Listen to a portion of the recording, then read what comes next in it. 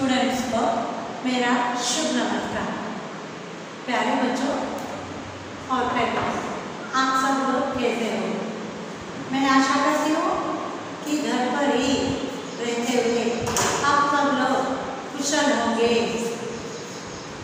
क्योंकि यह महामारी कोरोना व्याधि के कारण जो लॉकडाउन हो गया, इससे छात्रों की पढ़ाई में बाधा। 3 महीने हो चुके, करीब पाठशालाएं पूरी बंद हो चुकी है। बच्चों, आप घर पे रहते हुए सब कुछ भूल जा रहे हैं। हाँ, तो मैं आप लोगों से विनती कर रही हूँ कि आप सब अपने अपने घर में सुरक्षित रहते हुए इस महामारी व्याधि का रोकथाम के लिए साथ देते हुए हम सब एकता के साथ आगे बढ़ते हुए ये जो लॉर्ड्स ग्रुप ऑफ स्कूल है मैनेजमेंट की ओर से ये ऑनलाइन क्लासेस आप सबके लिए रखा गया है, ताकि आप लोग अपनी पढ़ाई को न भूल जाए। घर पे रहते हुए ही आप सब लोग कोरोना व्याधि से लड़ाई करते हुए आप अपनी पढ़ाई को जारी रखोगे और ये ऑनलाइन क्लासेस देखते हुए एक बार नहीं, 2 बार, 3 बार ऐसा देखते हुए ध्यान से जो बताया जा रहा है इसको सुनकर, पढ़कर, लिखकर आप अपनी पढ़ाई को जारी रखोगे, ऐसा मैं आशा करती हूँ। और मेरे बताए हुए बातों का पालन करोगे, आप मैं ऐसा सोचकर आप सबको धन्यवाद देती हूँ। और आज हम क्या है, विषय हिंदी पे जा रहे हैं। कक्षा 10वीं स्थान हैदराबाद, पाठ 3 माँ मुझे आने दे। इसकी कवित्री मृदुल जोशी जी ने स्त्री का महत्व बताते हुए हमको ये बात बताई है। तो स्त्री का क्या महत्व है, हम इस पर ध्यान देते हुए पाठ की ओर हम आगे बढ़ेंगे। मैं चाहती हूँ कि आप जब बैठे हैं तो एक रपोट पेन या पेंसिल लेकर बैठिए, और जो हार्डवर्क है, जो डाउट है, वर्ड मैं बोर्ड पे लिखूँगी, इसको देखकर आप लोग लिखते जाना। अगर पुस्तकें हैं तो वहाँ अंडरलाइन कर लेना और उसको देखते जाना। तो चलिए देखेंगे हम उन्मुखीकरण, माँ मुझे आने दे। इस कविता में उन्मुखीकरण क्या है? उन्मुखीकरण में माँ चाहिए, बहन चाहिए, फिर बेटी क्यों नहीं चाहिए? अंडे की बिटिया करे पुकार, मत करो यह अत्याचार। यहाँ क्या बताया जा रहा कि पुरुष जाति के अत्याचारों से पीड़ित कन्या के बारे में उन्मुखीकरण किया गया। यहाँ क्या बताया जा रहा कि पुरुष को माँ चाहिए, बहन चाहिए, पत्नी चाहिए, फिर बेटी क्यों नहीं चाहिए? अन्य की बिटिया उसकी बाधा को पुकार के रूप में कह रही है कि मुझ पर यह अत्याचार मत करो। तो रचनाकार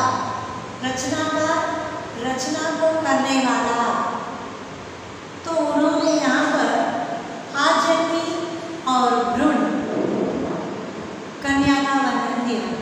तो भ्रूण में जन्म से 4 महीने पहले गर्भ की अवस्था में होती। भ्रूण का अर्थ क्या हुआ? जन्म से 4 महीने पहले गर्भ की अवस्था में होती है, उसे भ्रूण कहते हैं। तो उन्होंने अजन्मी और भ्रूण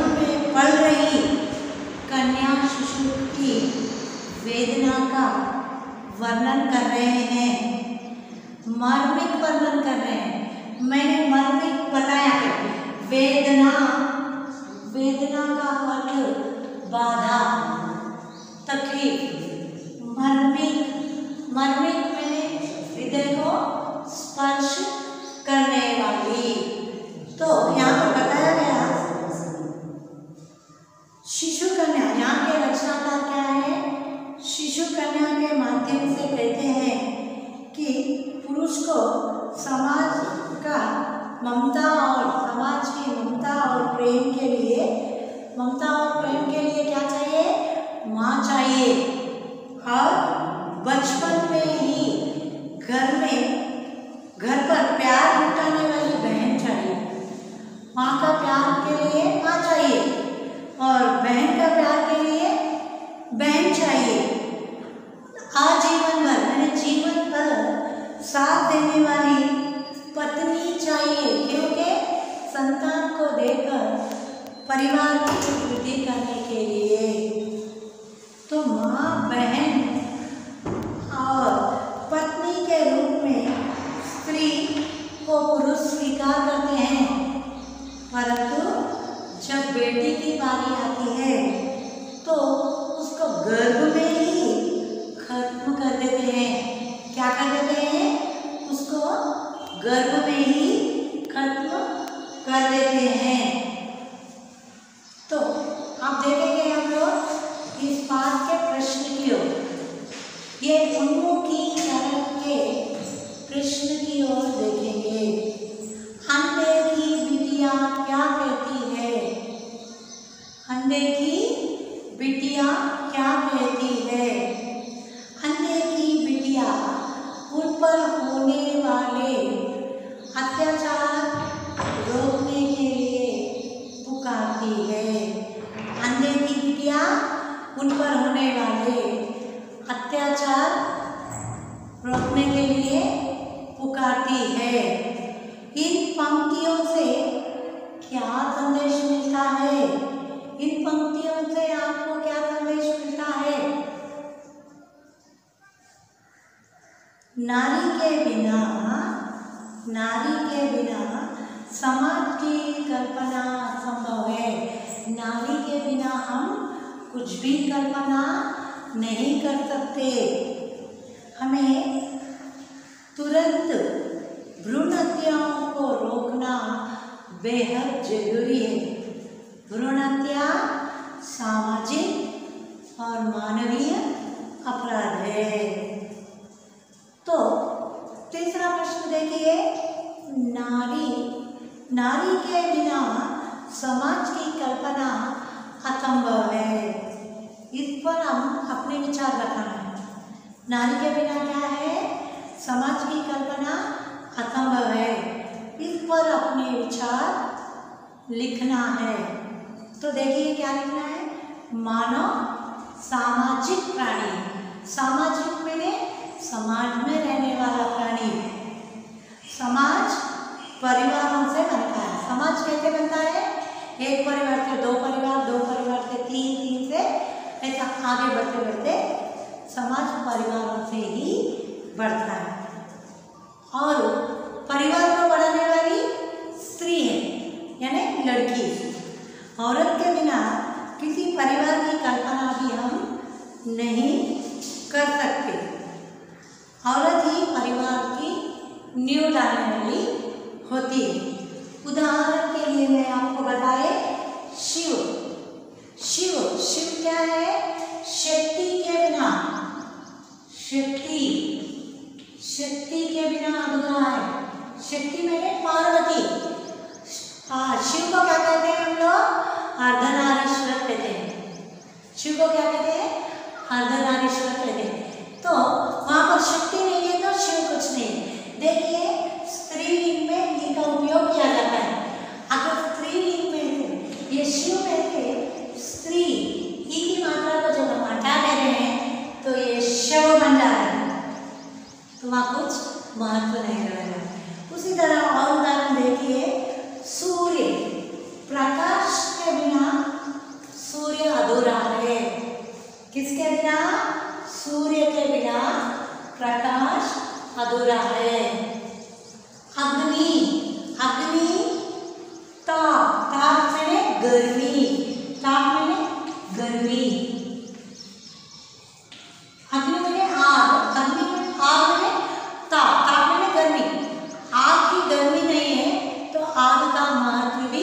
कुछ नहीं। तो देखिए मृदुल जोशी जी ने कितना अच्छे ढंग से हमें उदाहरण के रूप में बताया। स्त्री के बिना पुरुष का जीवन अधूरा है, यह वो अपनी बातों में हमें कहना चाह रही है। इसका मुख्य उद्देश्य क्या है?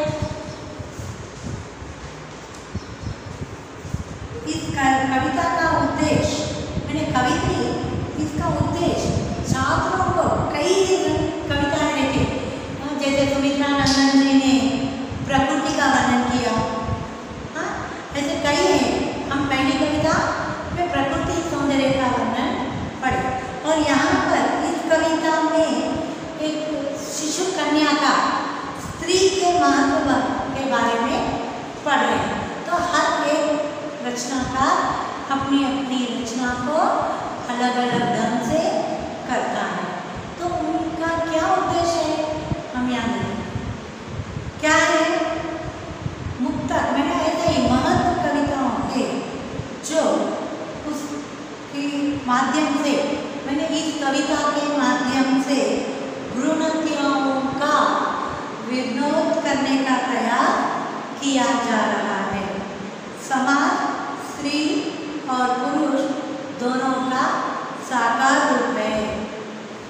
इन दोनों का सामाजिक निर्माण और उसके विकास में माना।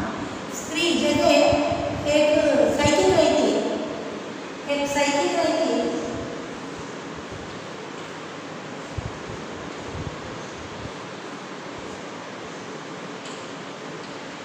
जैसे साइकिल को दो चक्र होते हैं, अगर एक नहीं है तो ये अधूरी है, गिर जाती है।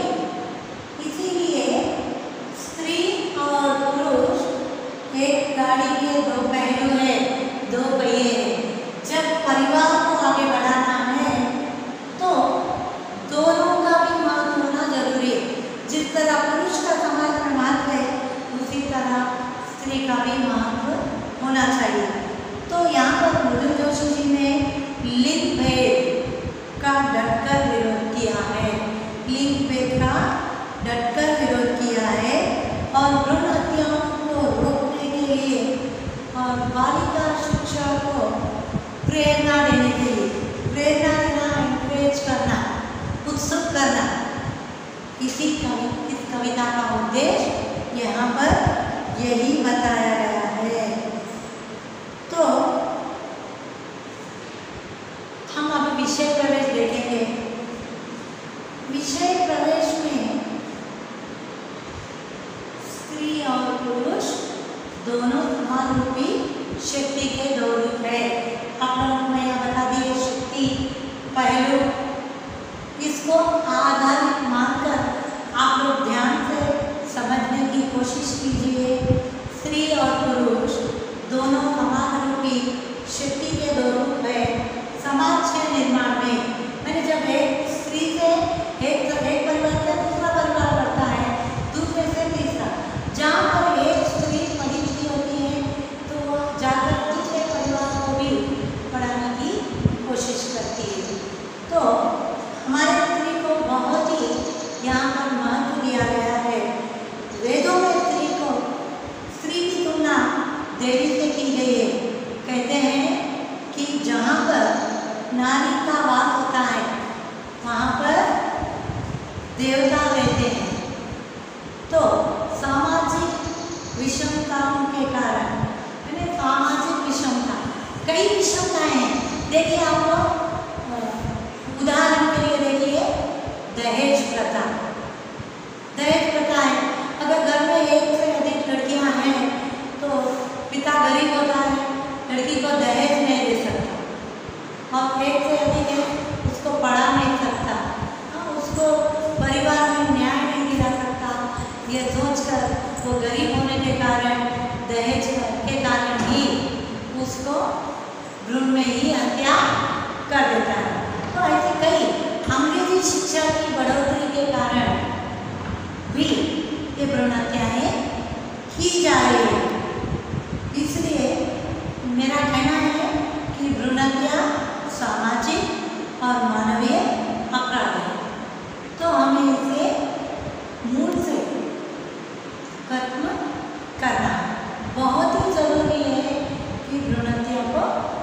ओके, तो अभी देखेंगे हम लोग कवि परिचय।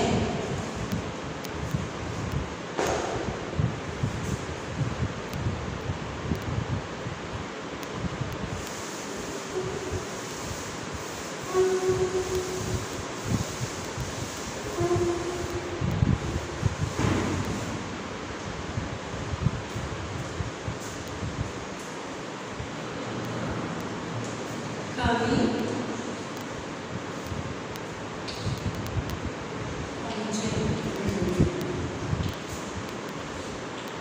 कवयित्री कौन है? जोशी।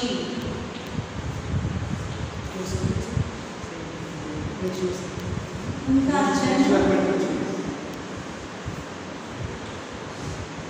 सन 1907। इनकी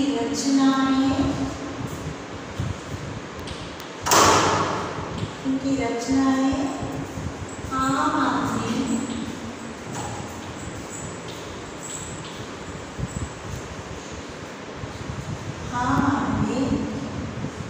गुम हो गए,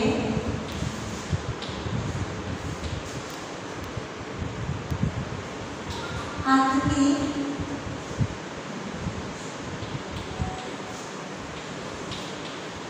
तलाश में।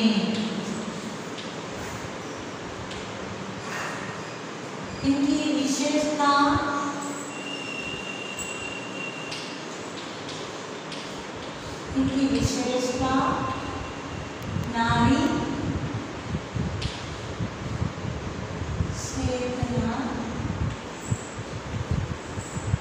चेतना व समाज का निर्माण।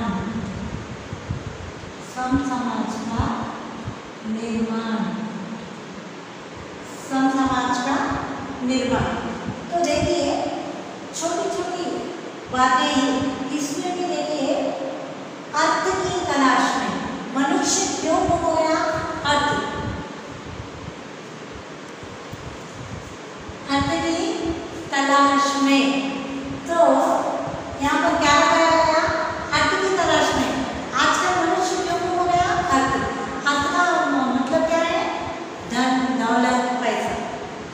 तो यहाँ पर नारी की चेतना व समाज का निर्माण करना ही ये कवित्री का उद्देश्य, उनके विचार में ये महत्व है। तो हम लोग यहाँ पर देखेंगे, कविता में आएंगे।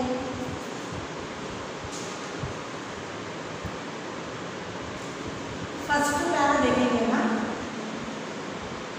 माँ मुझे आने दे, डर मत आने दे, फैलूंगी तेरे आंगन में हरियाली बनकर।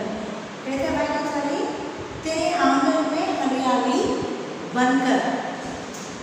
माँ मुझे आने दे, डर मत आने दे, फैलूंगी तेरे आंगन में हरियाली बनकर, लिपटूंगी तेरे आंचल में खुशबू बनकर, मेरी खिलक और ठुमकते कदमों में। क्या है यहाँ पर? गर्भस्थ बालिका, मैं बताया ना, गर्भस्थ बालिका। मैंने गर्भस्थ बालिका मैंने जो पहले ही जन्म से 4 महीने पहले जो भ्रूण थी लड़की, उस क्या कहती है माँ से? माँ मुझे आने दे। अपने माँ से इस तरह पुकार कर कह रही है, माँ मेरे आने से तू डर मत, मैं तेरे लिए आंगन की हरियाली बनकर फैलूंगी। क्या कह रही लड़की? माँ मेरे आने से तू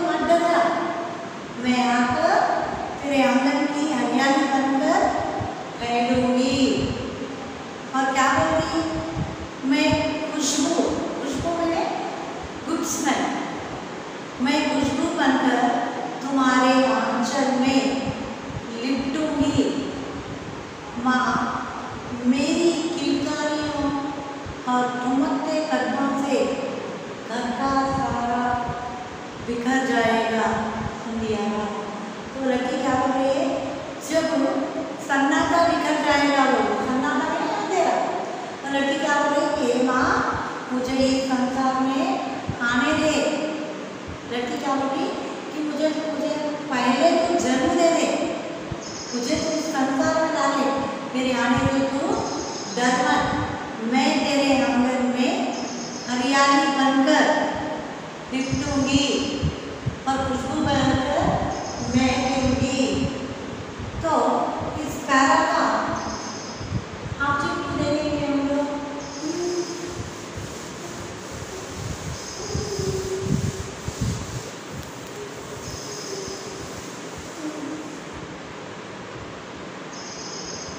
पहले देखिए शब्दार्थ।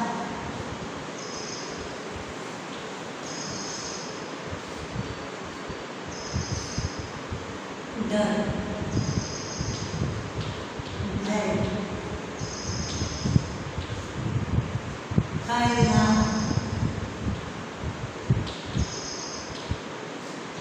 विस्मृत होना,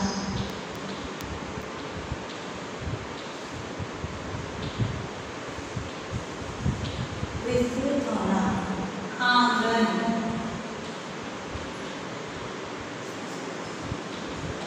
प्रांगण,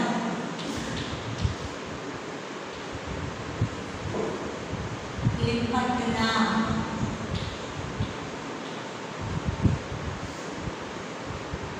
आलिंगन करना,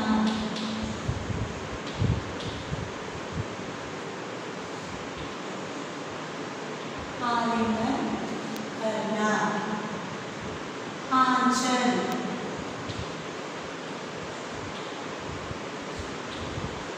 साड़ी का छोर,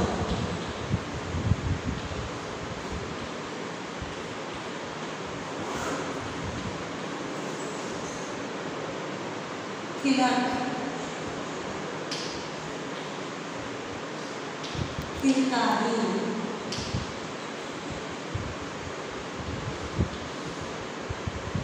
ठुमक ठुमक,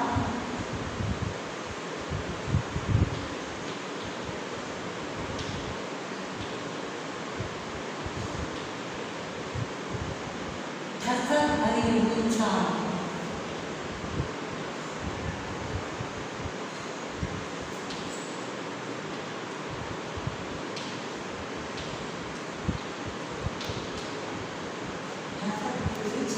कदम में पग, के पहले सन्नाटा,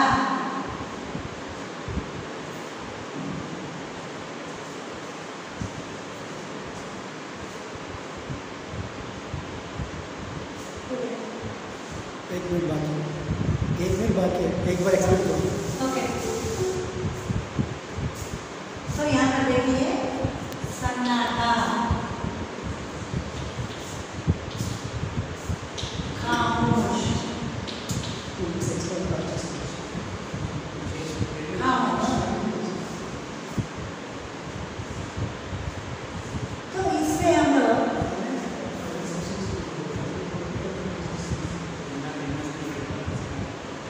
घर का सन्नाटा जो बिखर जाएगा, सन्नाटा में खामोश हो जाएगा। तो इस पंक्तियों से आपको क्या, हम जैसे उन्नति पढ़े, उद्देश्य पढ़े, हाँ, ये क्या है बोले तो इस कविता का मुख्य उद्देश्य शिशु कन्या को